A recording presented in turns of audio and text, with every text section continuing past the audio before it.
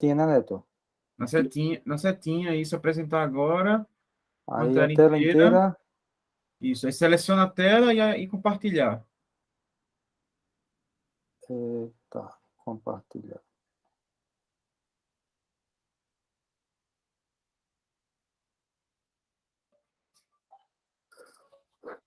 Aí tá entrando agora, aí eu Pronto, abriu coloco a aqui. aula, né? Isso, já pode abrir a aula.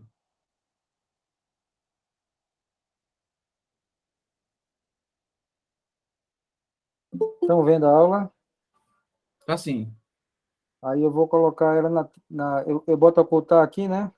Isso, ocultar e tela cheia agora. Tela cheia. Pode ir na aula mesmo. Vou pôr na aula de novo aqui, né? Estão vendo agora? Isso, estamos sim. Eu vou colocar a apresentação para ficar a tela completa, tá certo? Ok. Estão vendo aí? Pronto, tudo certo aqui.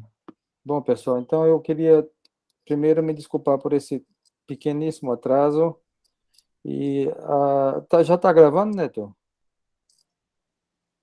Tá gravando. Tranquilo. Então, a gente vai dar seguimento a essas nossas atividades do Grupo de Estudo do Cérebro Professor Gilberto Macedo, no curso de eletroencefalograma para não especialistas em eletroencefalograma. Hoje a gente vai falar de uma parte muito importante do EEG, que são as atividades periódicas. E a gente coloca essas atividades junto das encefalites porque elas acontecem de forma mais significativa nas encefalites, embora possam ocorrer em outras situações. A gente divide as atividades periódicas, quer dizer, atividades que tendem a acontecer com uma certa periodicidade, em atividade de periodicidade curta, que é de menos de 4 segundos, e de periodicidade longa, de mais de 4 segundos. E as mais comuns, que são as atividades com tendência periódica. Elas não têm uma periodicidade muito bem definida, mas elas mostram uma tendência, e isso é comum em algumas doenças, sinalizando de que a periodicidade, no futuro breve, vai se estabelecer de forma mais bem definida. As atividades de periodicidade curta acontecem predominantemente na encefalite herpética, sobretudo não, caracteristicamente nos primeiros 14 dias. Então, se você suspeita de encefalite herpética, e muitas vezes se inicia o tratamento empírico, porque não dá para esperar para que seja bem definida, porque a gente perderia um tempo muito significativo para o prognóstico do paciente. Então, nesses primeiros dias, o eletroencefalograma é de uma ajuda crucial e pode ajudar a ou indicar o tratamento precoce ou até tornar mais segura a indicação de não iniciar o tratamento. Nas encefalites herpéticas, caracteristicamente são atividades periódicas focais. A doença de Creutzfeldt-Jakob, que é uma doença priônica, a mais frequente das doenças priônicas, na sua forma esporádica, ela também tende a ter uma atividade periódica dessa feita generalizada de periodicidade curta. No início do quadro, essa periodicidade ela acontece como uma tendência periódica e a gente muitas vezes faz o EEG seriado e nessa série de EEGs é que a periodicidade fica bem estabelecida. No final, na fase final dessa doença, a atividade periódica tende a desaparecer. E também na nova variante da doença de Creutzfeldt-Jakob, que a gente felizmente não teve no Brasil, não há tendência de ter atividade periódica. As epilepsias podem também mostrar atividade periódica nas formas de PLED, quer dizer, atividade periódica lateralizada epileptogênica, ou bipledes, quando essas atividades acontecem de forma bilateral. E também nas anóxias cerebrais graves. A gente pode ter tanto atividade periódica curta quanto atividade periódica longa. Aqui é um exemplo de uma paciente, que era uma adolescente, que foi internada na UTI do antigo Hospital do Açúcar, com um quadro de muita agitação psicomotora e torpor. Ela era uma paciente diabética e tinha tido, digamos assim, um dissabor no relacionamento, E esse quadro confusional e de agitação psicomotora foi atribuído inicialmente a um processo psicogênico. E aí a gente foi chamado à UTI, porque apesar dessa hipótese psicogênica, ela foi piorando, e a gente fez esse eletroencefalograma e aparece essa atividade com tendência periódica. Cada traço desse aqui é 1 segundo, então essa atividade periódica ela tem uma periodicidade de menos de 2 segundos. Não é uma periodicidade exata e quase nunca é, mas é uma periodicidade muito aproximada. Nesse caso, foi na região temporoparieto-occipital direita. Caracteristicamente é na região temporal, mas pode variar um pouco. E esse traçado do eletroencefalograma nos permitiu iniciar precocemente o tratamento. Esse eletro, se não me engano, foi no 2º ou 3º dia de doença, e ela teve uma evolução muito boa. E aqui a gente vê a tomografia dela sem contraste com essa hemorragia intraparenquimatosa na mesma topografia da alteração do eletroencefalograma. Então, esse foi um caso de encefalia perpétua com final feliz, e o eletroencefalograma foi de uma valia muito importante para que não se perdesse tempo. Esse já é um caso bem mais triste. Era uma paciente de 49 anos que tinha esses bipleds, quer dizer, uma atividade periódica generalizada bilateral. A gente vê que a cada 1,5 segundo, mais ou menos, tem uma descarga, aqui uma, aqui outra, aqui outra, aqui outra, e assim vai. Às vezes desaparece um pouco, mas a tendência periódica, nesse caso aqui, é quase perfeita. E essa paciente, ela teve uma tentativa de suicídio, ela tomou veneno, e ela não morreu, mas ela teve uma parada cardíaca prolongada. E aí, quando os socorristas chegaram, já havia se passado muito tempo. E ela foi socorrida, por ser jovem e previamente rígida, conseguiu se recuperar do ponto de vista cardiovascular e respiratório, só que ela ficou em estado vegetativo, ou estado de consciência mínima, com crises convulsivas generalizadas tônico-clônica e crises mioclônicas massivas que estavam, depois de alguns anos, relativamente bem controladas. Essa paciente permaneceu no estado vegetativo, a epilepsia depois ficou realmente bem controlada, mas ela acabou morrendo, acho que uns 10 a 12 anos depois. E aqui a gente já volta a dizer, estado vegetativo não é coma. No estado vegetativo, as funções vegetativas são preservadas e por isso é que a pessoa pode viver tanto tempo nesse estado. No estado de coma, você não preserva as funções vegetativas. E por isso que é praticamente impossível passar um tempo desse num estado de coma.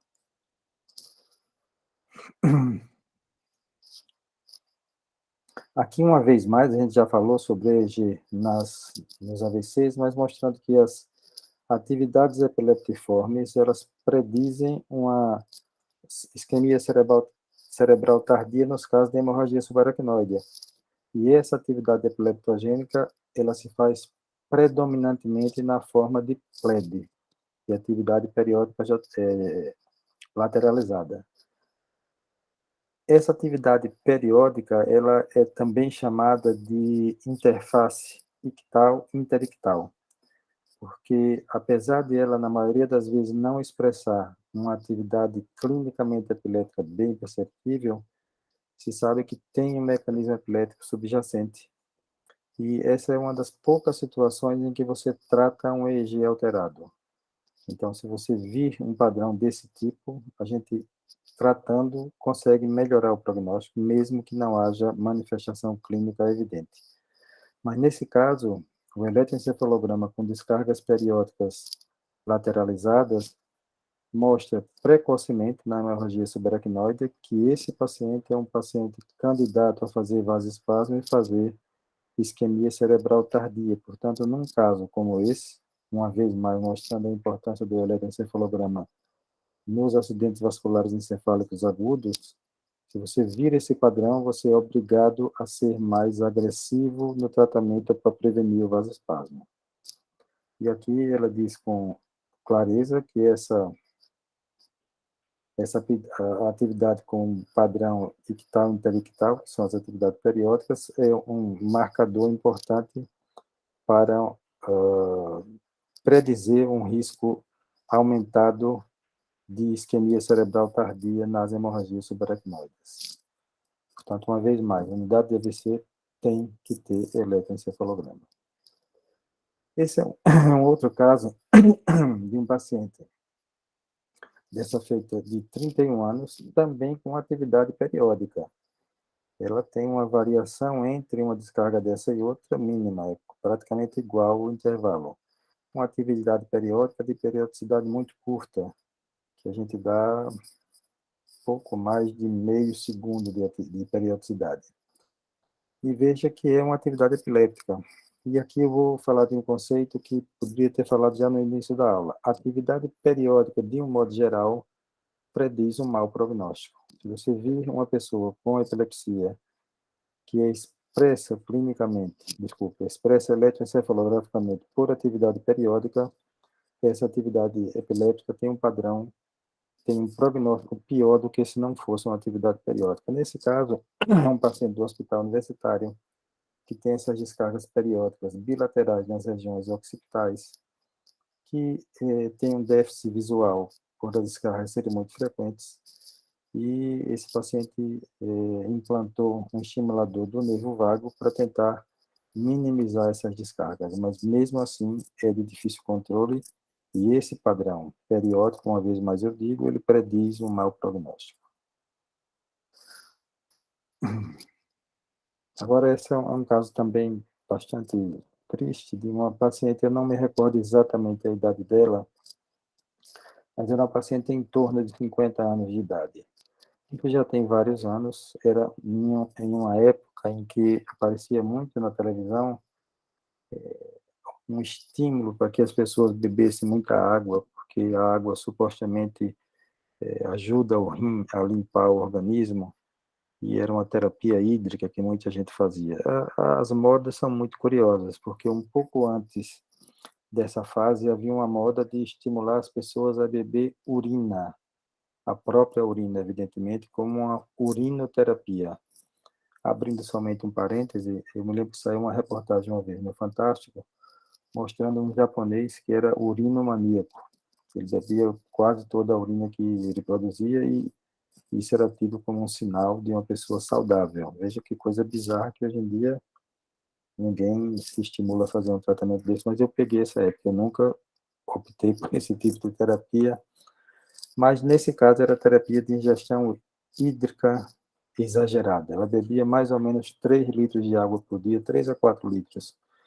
E isso passaria bem numa pessoa que tem um rim normal, ela pode beber até mais do que isso, que o rim vai excretar essa quantidade de água. Só que ela tinha um agravante, ela era hipertensa e tomava essa dose de hidroclorotiazida, que é uma dose proibitiva, 50 miligramas por dia, ninguém está autorizado a fazer isso. Então, ela juntou esses dois fatores, que foi o excesso de ingestão hídrica e o uso de hidroclorotiazida em dose tóxica, e fez uma intoxicação hídrica, manifesta por um estado de coma e por crises convulsivas. Na intoxicação hídrica, caracteristicamente, a pessoa tem crises epilépticas. E essa paciente dosou o sódio estava realmente muito baixo, sódio e potássio, e foi feita a correção do sódio na UTI, na velocidade preconizada. Pelo menos teoricamente, a gente conversou com os intensivistas e eles já estavam atentos para fazer a correção da hiponatremia numa velocidade que não seja exagerada, mas mesmo assim ela desenvolveu essa mielinólise pontina central. E aí ela desenvolveu a mielinólise pontina central, e no começo ela até esboçou uma melhora, mas depois ela foi piorando progressivamente. É curioso essa mielinólise, porque mesmo a gente contando a história, dizendo que suspeitava de mielinólise, esse laudo veio como se fosse uma lesão isquêmica na ponte. Mas isso não é lesão isquêmica, é uma mielinólise, e ela fez também uma mielinólise extrapontina. Então, piorou bastante o prognóstico dela. do ponto de vista do eletroencefalograma, já naquela fase inicial do coma com as crises epilépticas, ela tinha esse padrão periódico de bipledes, atividade periódica de periodicidade curta, nesse caso, pouco mais de 2 segundos, bilateral, e, como eu falei, se você encontra uma pessoa em estado de mal epiléptico com esse padrão, um padrão periódico bilateral, a gente sabe que isso, independente de qualquer outro fator, é um indicativo de prognóstico muito ruim. Isso a literatura descreve bem. A gente então tratou a epilepsia dela, foi feita, continuou-se a fazer a correção da hiponatremia numa velocidade adequada. Aqui no segundo exame, alguns dias depois, a paciente tinha atividade periódica, mudou um pouco a morfologia e ficou também um pouco mais curta essa periodicidade. E depois de alguns dias ela ficou com um eletroencefalograma praticamente normal. Tinha inclusive um bloqueio da atividade alfa com a abertura ocular passiva, porque ela não abria os olhos, a gente que abria os olhos dela durante o exame. Parecia que ela ia evoluir bem, mas ela, depois de uma discreta melhora inicial, piorou progressivamente.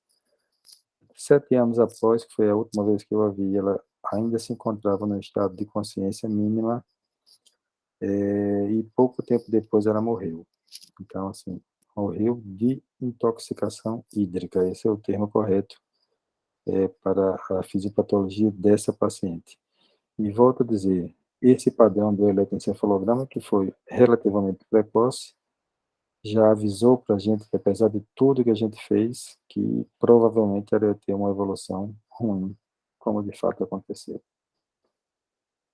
Então, a gente tem vários artigos mostrando a mielinose pontina central e extrapontina, que são as síndromes de desmielinização osmótica. A gente pensa que só encontra isso em livro, mas a gente encontra isso no dia a dia. É uma coisa rara, mas a gente não só tem essa paciente, tem alguns outros pacientes, tanto na época que eu estava no Hospital do Açúcar, quanto no hospital universitário, mas já tem alguns anos que, felizmente, a gente não vê essa situação. A gente teve outra situação, me lembro de uma paciente do HU, que ainda hoje acompanha comigo no ambulatório, que ela saiu relativamente bem. Ela ficou com um comportamento meio, digamos assim, meio jocoso, um pouco diferente do que ela era antes, mas consegue ter uma vida com relativa independência. Ao passo que essa outra paciente evoluiu para o óbito. Mas essa paciente do hospital universitário que eu estou falando, ela não tinha esse padrão periódico ao eletroencefalograma. Esse é um outro paciente que eu me penitencio porque inicialmente a nossa conduta foi equivocada. Era um paciente, isso já tem muitos anos, paciente de 25 anos. Ele entrou subitamente num estado de mal epiléptico super refratário. Ele passou mais de 3 meses em estado de mal epilético convulsivo, por incrível que pareça. E naquela ocasião se supôs várias hipóteses, e eu não conhecia o diagnóstico dele, quer dizer, não conhecia o que seria o diagnóstico dele, e a gente chegou a tratar ele como sendo uma encefalite tuberculosa, porque tinha uma alteração inflamatória no líquor. Não adiantou nada e ele melhorou quando fez o tratamento com imunoglobulina. A gente fez a imunoglobulina do tipo assim, não tem mais o que fazer, vamos fazer. E ele, curiosamente, ele, recapitulando um pouco, esse paciente foi mandado para mim por um colega do hospital da sanatório, porque o colega viu ele na UTI e achou muito estranho. Eu vou pedir licença aqui só para interromper um pouco, para mostrar o vídeo dele, vocês verem como é que vocês vão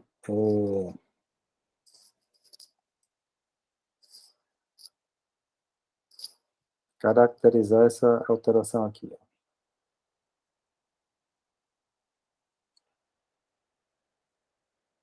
Ele estava de olhos abertos e fazendo esse tipo de movimento continuamente. Tanto Nesse caso aqui, ele ainda estava com essas mioclonias restritas à boca. Foi logo no início do quadro, e a gente não fez o diagnóstico correto. A gente, de fato, demorou demais a fazer esse diagnóstico, e com esse eletroencefalograma, tem aqui uma atividade periódica de periodicidade curta. Essa atividade aqui, ela se repete praticamente a cada 1 segundo, de forma mais evidente na região frontotemporal esquerda, mais generalizada. E na região temporal direita, a gente vê uma coisa que vê pouco nas outras regiões, que são esses ritmos rápidos sobrepostos. Isso caracteriza os fuso delta extremos, ou extreme delta brush. Esse delta brush, ele acontece de forma fisiológica nos recém-nascidos. Se vocês lembram da aula da professora Magda Laorg, ela falava que um dos gráficos de elementos que a gente usa para contar, para estabelecer a idade gestacional e concepcional do paciente, é a quantidade de fuso delta, de delta bruxa. Só que nesse caso aqui não é um recém-nascido, é um adulto de 25 anos, portanto, claramente patológico. Esse padrão de fuso delta extremo ou extremo delta bruxa, ele é típico da encefalite por anticorpos.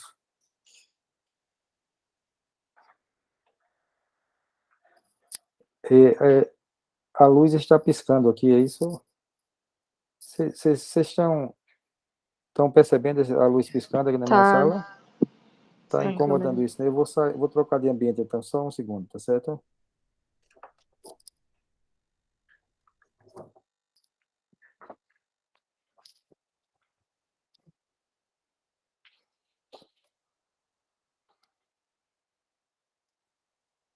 Melhorou agora? Sim. Melhorou, Melhorou. melhorou. Então, desculpe, vocês deviam ter avisado antes. Mas, enfim, deu para ver o que eu já mostrei até agora? Sim, com certeza. Sim. Tá. Então, esses fuso delta extremos, eles são a chave desse diagnóstico. Mas eu confesso que na época desse exame, eu não conhecia isso. Aí, curiosamente, eu estava, alguns meses depois, eu estava viajando e eu conversando com um colega da Bahia, ou melhor, não estava nem conversando com ele, eu estava dentro da van. E eu sabia que eu já tinha visto esse tipo de padrão em algum artigo que eu tinha lido, mas eu não conseguia me lembrar o que era. E então eu vi o colega conversando com outro, e ele disse assim: Puxa vida, parabéns para você por aquele caso ali. Você deu o diagnóstico peroelétrico com aqueles fuso delta extremos. Aí eu me lembrei na hora desse caso. Veja como é interessante essas descobertas. E aí, quando eu voltei, meses depois, esse paciente teve uma evolução muito boa. Ele ficou com um déficit de memória anterógrada, mas não foi nenhum déficit tão significativo. Só que ele ficou uma pessoa muito dócil. E veja que durante o episódio do estado de mal super refratário, que ele só saiu depois da imunoglobulina, logo em seguida que ele saiu, ele foi para a enfermaria, mas ele permaneceu ainda muito tempo com um comportamento muito alterado. Por exemplo, ele ficava na enfermaria se masturbando o tempo todo. Você imagina que transtorno não criou no hospital universitário. E depois que eu pensei, que eu vi essa conversa, e eu aí fui estudar realmente e vi que era, eu pedi o anticorpo anti-NMDA, já nessa pesquisa que está sendo feita com o grupo aqui, com a Letícia e com o pessoal da Unifesp e esse grupo da Áustria. Aí eu pedi a dosagem sérica e nurícor dos anticorpos, e eles foram positivos para o anticorpo antirreceptor NMDA. E então fechou o diagnóstico, era uma encefalite por autoanticorpos, nesse caso por autoanticorpo anti-NMDA, e a gente não precisou fazer mais tratamento algum. Mas, se a gente tivesse feito esse diagnóstico no começo, e tivesse feito plasmaférese no começo, que é o tratamento mais eficaz, provavelmente ele ou não ficaria com déficit, ou ficaria com um déficit menor. E veja que eu estou falando de um déficit pequeno. Hoje, se você conversar com ele, você não percebe que ele tem nada. Mas ele ficou assim um pouco mais pueril e ficou inválido para o trabalho. Então, assim, a gente tem que fazer o que os americanos chamam de pitfall. A gente comete um erro e tem que difundir esse erro para que os outros não repitam o mesmo erro. Então, se você encontrar alguém que, de modo agudo ou subagudo, faz um estado de mal epilético refratário ou superrefratário, altera subitamente o comportamento, isso é igual a pensar em encefalite por anticorpo anti-NMDAR e iniciar a plasmaférese e, antes disso, colher o líquido, colher o sangue e mandar para pesquisar. E fora dos quadros clássicos, por exemplo, a encefalite de Hashimoto, ela pode se comportar de um modo muito semelhante à doença de Creutzfeldt-Jakob, com a diferença que o prognóstico é completamente diferente. Se você se lembra, o professor Orlando Bassottini deu uma aula excepcional sobre encefalite de Hashimoto. Essa aula está gravada no grupo e também vale a pena assistir ela, porque esse tipo de encefalite é uma das que mais passa sem diagnóstico. E às vezes se manifesta como se fosse uma alteração psiquiátrica, por exemplo. Veja esse outro caso, a gente está se aproximando do fim das atividades de periodicidade curta. É um paciente de 63 anos, era mecânico, e fez uma demência rapidamente progressiva. Em torno de alguns meses, ele já estava com um comprometimento cognitivo muito exuberante. E ele, quando eu fui examinar, eu percebi que ele tinha o olhar sugestivo de quem não estava enxergando bem. A filha até nem percebeu isso, mas eu achei que tinha. E depois ele ficou muito evidente que ele não estava enxergando. Então, demência rapidamente progressiva com comprometimento visual, a gente tem que pensar nessa doença. A gente tem, então, na ressonância magnética, na fase da difusão, a gente tem uma restrição da difusão cortical extensa, que poupa as regiões rolândicas, mas é quase toda a córtex. A gente tem um eletroencefalograma. Isso é o mesmo traçado. Em algumas folhas de traçado, a gente vê nas áreas da linha média uma atividade periódica já evidente de periodicidade curta. Mas ela é uma tendência periódica. No mesmo exame, a gente vê momentos em que essa atividade periódica fica mais periódica realmente. Então, aqui fica até parecendo um artefato de eletrocardiograma, uma periodicidade bem evidente. E aqui mais ainda. E essa atividade periódica, então, ela, embora não seja patognomônica, porque ela pode acontecer, por exemplo, na encefalite de Hashimoto, ela pode acontecer na encefalopatia hepática, por exemplo, ela pode acontecer como manifestação de um estado de mal epiléptico não convulsivo, mas atividade periódica de periodicidade curta, generalizada, numa pessoa com demência, especialmente numa demência rapidamente progressiva, é igual a se pensar na doença de Creutzfeldt-Jakob. E veja que essa ressonância magnética tem uma alteração muito clara da difusão. E a colega que deu esse laudo é uma colega de nível muito bom. Mas essa ressonância, ela não foi pedida por mim. Ela já veio para mim com essa ressonância. Só que quem solicitou a ressonância não colocou essa hipótese. E a colega, vendo o exame, de uma maneira assim que a gente vê os exames sem ter uma indicação precisa, ela não se apercebeu dessa alteração tão exuberante da difusão cortical. Depois que eu falei com ela, foi que ela percebeu. De fato, o que faltou para ela foi essa informação, porque a ressonância tem tantas informações que a gente pode ver ou deixar de ver, que se não houver um encaminhamento clínico com uma suspeita mais ou menos consubstanciada, é muito comum, mesmo os bons e experientes neuroradiologistas não se aperceberam dessa alteração. Então, esse caso tem poucos anos, é um caso meu do consultório, o paciente já faleceu.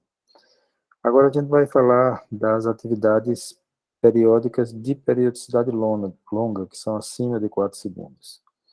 No nosso meio, disparadamente, a atividade menos raríssima, digamos assim, é da panencefalite esclerosante subaguda, que é uma encefalite tardia pós-sarampo, que é a complicação mais grave do sarampo. Eu ainda peguei uma época em que a gente tinha muito sarampo, e eu peguei na minha residência vários casos desse tipo de encefalite. Hoje em dia está cada vez mais raro, embora possa existir panencefalite pela vacina, que é raríssima, excepcionalmente rara, menos de um caso por 1 milhão de pessoas vacinadas, e possa existir também por rubéola, que eu nunca vi. Mas essa panencefalite esclerosante subaguda, curioso é que os casos que eu já diagnostiquei aqui em Maceió foram todos encaminhados para mim por acaso. Me lembro de um caso que eu ia passando no corredor do antigo pronto-socorro e eu vi uma pessoa tendo mioclonias mais ou menos periódicas, porque as mioclonias coincidem com a atividade periódica no eletro, e eu fui perguntar ao pai, e a história era sugestiva e era isso. Teve um outro paciente também do HGE que foi mandado para a gente por conta de crises convulsivas frequentes, e também era. E o que a gente pode pensar é que deve ter outros casos, provavelmente, de outros colegas que não foi diagnosticado. O último caso nosso tem já alguns bons anos, deve ter uns 6 ou 7 anos. A segunda forma é a tripanossomíase africana, que é a doença do sono. Essa doença do sono, ela felizmente não existe no Brasil. Ela é uma doença da mosca, transmitida pela mosca de Tsetse, e eu já cheguei a ver um caso aqui que eu achei que era, porque ele esboçou uma atividade periódica, de longa periodicidade, mas depois a gente viu que não era. Existem também os casos mais inespecíficos, pós-encefalites de qualquer tipo tardias, e mesmo a dianófila cerebral grave, que pode ter de periodicidade curta ou de periodicidade longa. Esse é um caso de uma criança que me procurou no ambulatório do HU, porque estava tendo um quadro demencial. Então, você veja que crianças também ficam dementes. E demência quer dizer perda de habilidades cognitivas que a pessoa já tinha.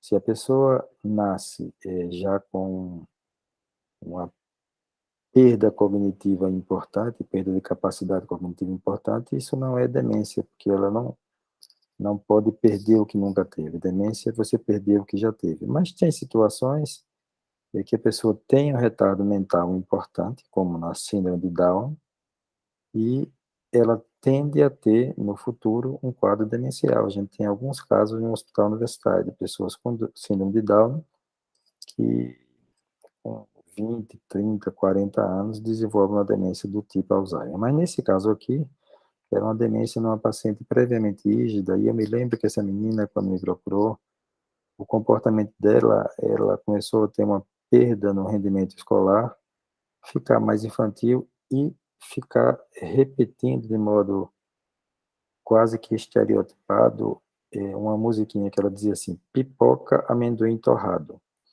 Mas ela dizia pipoca, amendoim torrado num ritmo musical, que ela própria criou. E aí, quando a gente fez o eletroencefalograma, a gente tem aqui uma atividade periódica generalizada, aqui um complexo de Rademacher, que foi a pessoa que descreveu isso na leucoencefalite esclerosante subaguda naquela época, era a doença de Van Bogart. E essa atividade tem 4 e poucos segundos de periodicidade, quase 5. Geralmente até uma periodicidade maior. Então, a gente vendo isso, sem dizer nada, se você vira um eletro desse, você tem que pensar em 2 coisas. Ou panencefalite esclerosante subaguda, ou a tripanossomíase africana. Aqui uma outra paciente, foi a primeira paciente de Maceió que eu vi com essa panencefalite, era uma menina na época de 6 anos de idade, isso já tem tanto tempo que na época o eletro nem era digital, era eletro de papel. E a gente vê aqui, dá mais ou menos 9 segundos, porque está sem a marcação do tempo. Então você vê que tem esses complexos generalizados, que são os complexos de Rademacher, e que são repetidos num intervalo praticamente igual e com a morfologia praticamente igual, isso também é importante. Então, se você olhar cada canal desse, a morfologia varia muito pouco. E essa criança, obviamente, que também morreu. E ela também tinha sido mandada do antigo pronto-socorro para o HU por causa das crises convulsivas, porque a cada vez que ela tem uma descarga desse paroxismo periódico, que são os complexos Rademacher, e a cada vez que tem isso, ela tem uma mioclonia. Mas ela tinha também crises convulsivas generalizadas tônico-clônicas, independente desses complexos. Aqui é um outro paciente, já com 17 anos. Quanto mais precoce tiver tido o sarampo, maior a chance de desenvolver. Então, esse menino, ele tinha tido o sarampo, eu acho que com 6 meses de idade. E ele foi esse que eu estava passando pelo corredor do pronto-socorro e vi ele tendo as mioclonias. E a gente levou ele para o hospital universitário. Ele tem os complexos Rademacher um pouquinho mais polimorfo, mas você vê que essa morfologia daqui, ó, ela é praticamente igual a essa daqui. E esse intervalo também ele vai se repetindo em intervalos praticamente iguais. Além disso, ele tem uma descarga epiléptica na região frontal esquerda. Então, ele tinha as crises convulsivas e tinha as mioclonias. A gente fez o líquido e a ressonância e se confirmou que era uma encefalite tardia por sarampo. Nesse caso, o paciente morreu mais rápido porque os pais não permitiram que fosse colocado uma gastrostomia e ele morreu com desnutrição e desidratação. Esse foi o último caso que nós vimos. Esqueça aqui esse nome que eu estou vendo aqui, quem vira esse nome apague, mas isso foi em 2012, então tem mais tempo do que eu pensava. Foi o último caso nosso e a gente vê aqui essas descargas periódicas com mínima variação, generalizadas, nesse caso, 1, 2, 3, 4, 5, 6, 7, 8, 9, porque é do começo de um para o final do outro. Então, com 9 segundos de periodicidade, e essa sim é a periodicidade que se espera na maioria dos casos. Tem vários autores estudando. Aqui no Brasil, uma das pessoas que mais estuda isso é a doutora Marleide da Mota Gomes, ela é da UFRJ, e a própria doutora Magna Laorgue Nunes, que nos deu a aula de higiene neonatal, é uma das pessoas que mais estuda essa encefalite no nosso país. Esse é um outro paciente, eu vi esse paciente pouco tempo depois que eu voltei da minha residência, em 1991. Veja quanto tempo. Há pessoas aqui que talvez nem fossem nascidas. E eu vi esse paciente lá no HDT. Me chamaram, um paciente de 6 anos, que estava num estado mal epilético pós-sarampo agudo. Você veja que é diferente da panencefalite esclerosante subaguda, que é uma complicação tardia do sarampo, anos depois. Essa não, foi na fase aguda do sarampo. E ele fez o que a gente chama de encefalomielite difusa aguda. Tem essas placas na tomografia, não era nem ressonância, e essas placas são placas de desmielinização. Ele ficou com hemiplegia esquerda, e você vê que as placas são predominantemente à direita. Na época, a gente fez uma pulsoterapia com metilprednisolona, ele evoluiu muito bem, saiu do estado mal epilético e foi lentamente recuperando a hemiparesia. Ele tinha 6 anos de idade, depois ele me procurou no consultório já com 19 anos de idade. E ele desenvolveu um quadro assim, de uma oligofrenia leve. Ele conseguia manter uma vida relativamente independente, mas tinha um transtorno de aprendizagem muito significativo. E ele tinha essa atividade periódica também de periodicidade longa. 1, 2, 3, 4, 5, 6, 7 segundos.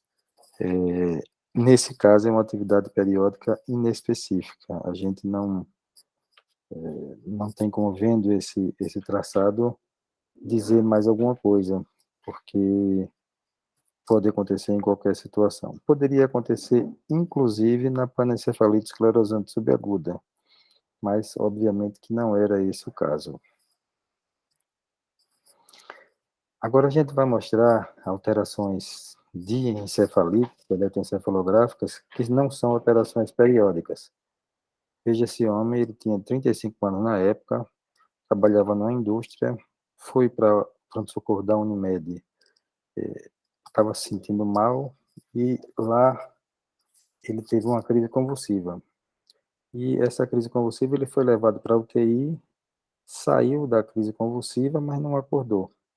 5 dias depois, ele continuava em coma, sem motivo aparente. Aí a gente foi colher a história, e ele dizia que isso aqui foi quando eu já ouvi no consultório, mas Ele, na época, poucos dias antes, ele teve uma crise disperceptiva, ou discognitiva, com Sterling, que é a reação de parada, versão cefálica para a direita, e ele fez uma expressão facial sugestiva de dor, que pode acontecer com frequência, dor de cabeça, principalmente durante a crise epiléptica.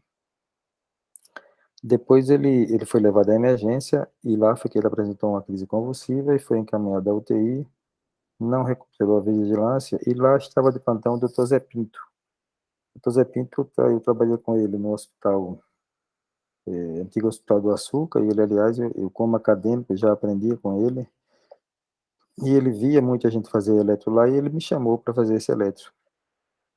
O paciente foi para o meu consultório, estava na UTI da Unimed, fez o eletroencefalograma, e durante o eletroencefalograma, mesmo sem ter uma variação clínica importante, ele persistia muito torporoso, ele fazia esse tipo de crise. Ele começava aqui na região temporal basal esquerda, com essa atividade rítmica, que ia se tornando cada vez mais frequente, portanto, isso aqui era uma crise epiléptica.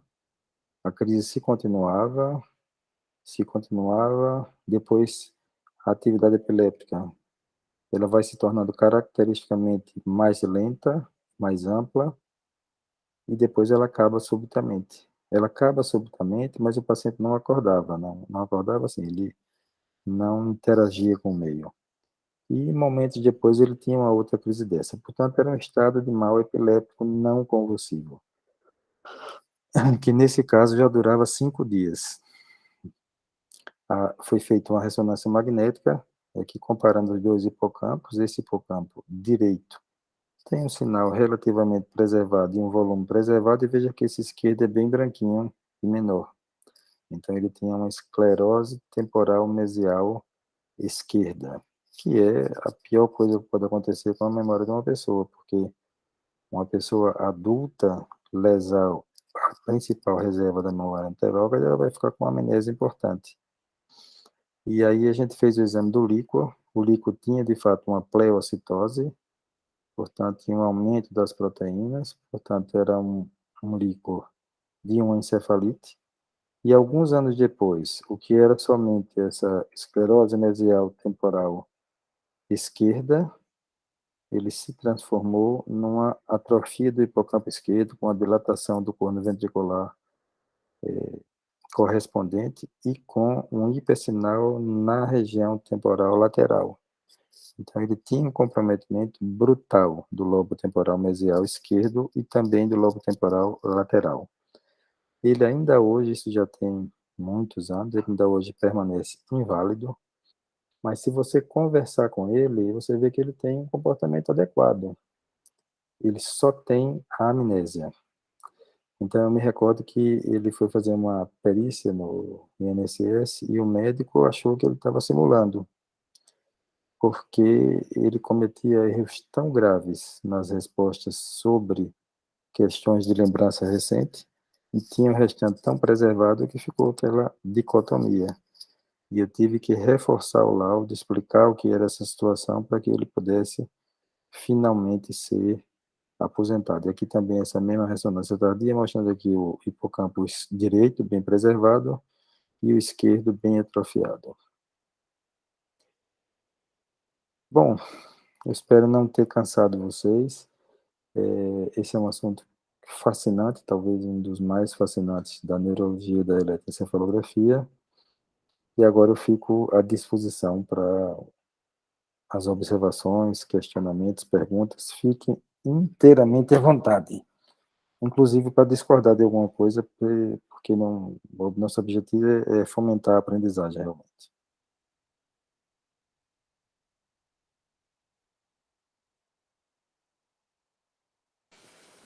Professor, fiquei com uma dúvida aí. No último caso apresentado, desse paciente que tem alteração do hipocampo à esquerda, no eletro dele, eu estava percebendo atividade periódica, mas só no hemisfério esquerdo. E depois o traçado ficou lentificado, limpo, e aí eu achei que de repente não, era uma atividade generalizada. Eu queria que o senhor explicasse novamente esse último eletro, se era uma atividade generalizada ou se era uma atividade da esquerda aí. Na verdade, Pedro, essa atividade é uma atividade à esquerda. Você vê aqui o eletroencefalograma, aqui é a região fronto-centro-parietal esquerda, temporal esquerda, fronto-centro-parietal occipital direita, temporal direita e aqui a linha média. Ela não chega a ser uma atividade periódica, ela é uma atividade sincronizada anormal da crise epiléptica. Essa não está no rol das atividades periódicas, mas você vê que ela faz uma reversão de fase no eletrodo A1, que é o eletrodo auricular esquerdo, que pega a região temporal basal esquerda, que está mais próximo do hipocampo. Então, a gente vê que começa aqui a crise, que é uma crise que aparentemente seria só elétrica, mas ele está sem acordar, e é por causa disso. A crise vai ficando com a atividade progressivamente mais lenta e mais ampla, e aqui a gente vê que, apesar dela se propagar para as outras áreas do hemisfério esquerdo, ela continua fazendo a reversão de fase no eletrodo A1, na região temporal basal esquerda, continua fazendo isso. Se você olhar direitinho, essa região temporal basal é completamente diferente do restante. A mesma coisa, ficando progressivamente mais lenta e mais ampla. E aqui, quando a crise acaba, em geral, você pode ter ou isso daqui, que é uma atividade lenta, generalizada, mas mais lenta na região da crise. Você vê que aqui é a crise, e se você comparar essa atividade lenta aqui, por exemplo, na região temporal esquerda, com a região temporal direita, ela está mais lenta à esquerda. Então, ela tem uma atividade que é mais lenta nessa região. Isso pode demorar alguns segundos e pode demorar até algumas horas, e depois volta ao normal. Mas mesmo aqui, se você observar, a atividade epiléptica ela é muito bem definida aqui na região temporal esquerda, quando você compara, por exemplo, com a direita. Então, essa é uma crise epiléptica focal. Focal expressa como um estado de mal epilético não convulsivo, porque essa crise logo em seguida volta a acontecer e o paciente não recupera a consciência entre as crises. Muito bom, obrigado. Isso.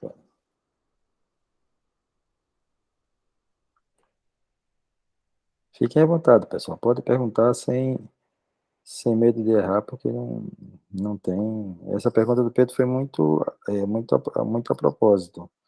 Mostrou que ele está ligado, entendeu? Então, assim, isso foi uma observação importante, realmente. E tenho certeza que ele percebeu bem o conteúdo da aula. Alguém mais quer fazer alguma observação? Também não é obrigado a fazer não, né? Pode depois rever a aula.